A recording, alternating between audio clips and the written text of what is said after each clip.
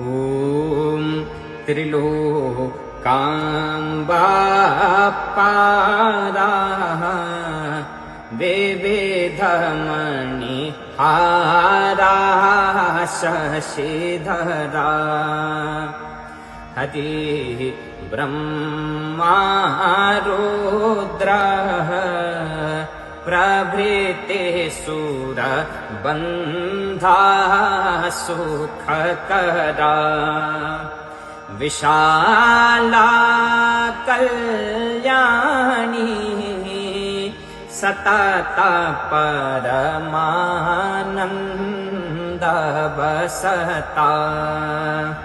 कृपा पारावारः जयति जयतारा भगवती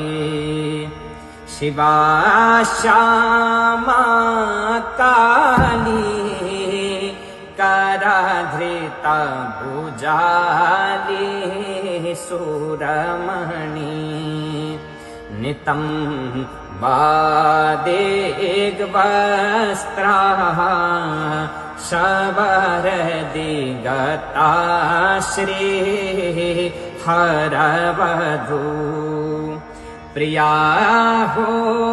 हालाको